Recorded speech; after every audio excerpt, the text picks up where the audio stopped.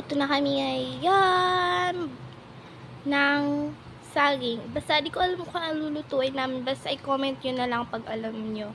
So, ayun nga guys. Hinuhugasan na ni Teta yung lulutuin namin saging para malinis.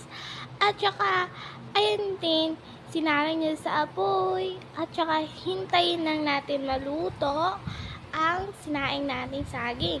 At saka pagluto na, ilagay na natin sa malinis na lagayan. So, ayun, nilalagay na ni Tita, isa-isa. At saka, dikdikin natin ng maigi. Wag ka, malinis kami dyan ni Tita, naghugas siya. Baka sabihin nyo naman madumi, malinis yan. Kaya, ayun, dinigin ni Tita ng mabuti. At ayun nga guys, dinurog-durog niya. Katulad ng pagdurog sa'yo ng yung ex. Charis, sadami pa si ex. Ayun, sabi ko sa tita ko, lahat ng galit mo, ibigay mo dyan, ibuhos mo. At ayun nga, binubuhos ka ng tita ko, masunurin. Charis. Ayan, dininig ni tita ng maayos. Masunurin talaga si tita. Dik talaga yan. Oh my God! At ayun, tinulungan na si tita. Kasi baka di niya kaya. Baka kailangan niya ng tulong ko. Ayan, At ayan, dinig na ni tita ng mabuti. At saka buti yun first dyan, guys. Kasi nahirapan talaga kami ni tita. Pero caring. Ayun, dinurog-durog niya. Ayun, galit na galit pa siya ng person. Charis, hindi siya galit. Masaya siya. Pero masaya.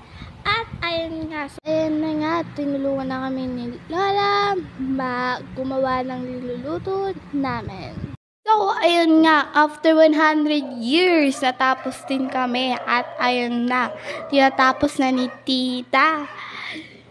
Dinalagay niya lahat ng mga At si Lola, hindi pa tapos. At ayun na, hinahalo na niya mga sangkap. At ayun si Lola, kumuha pa lang. Ang tawag niyo, basta, i-comment niyo na lang kung ano yun. Kasi nakakalimutan ko. At ayun na, halo, hanggang maging sapat ka na sa kanya. Charis. Ayun, halo lang ni Tita. Para yung lasa niya is mag-mix.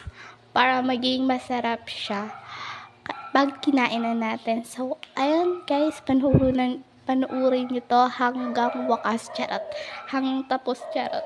Yan, huwag nyo ako isipin kasi ang daldal. Guys. Ang daldal ko talaga. Ay, nako. Nai-stress na tuloy yung bangs ko. Charot. Pero, alam mo guys, gawin nyo to sa mga bahay nyo, sa mga pag wala kayong ginagawa. So, pag wala kayong snack kasi masarap siya. Promise. Masarap talaga siya. So, ayun nga, nilalagyan ni Tita ng contents para maging masarap talaga siya. Sorry guys, nabubulol ako kasi may sipon kasi ako. Charot. May sipon kasi ako, kaya ayun, ganyan ako magsalita.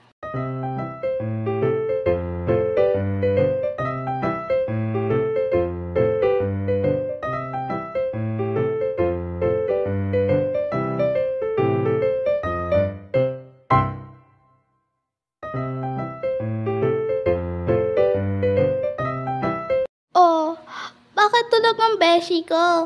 Kasi, puwit sa kakaligo ng beshi mo. Ba't namili ng beshi ko? Kasi, ukaw ang beshi. So, ayun guys, this is a final product. At masarap siya. Promise, di kami sisisi. Ayun na guys, thank you for watching. Bye-bye!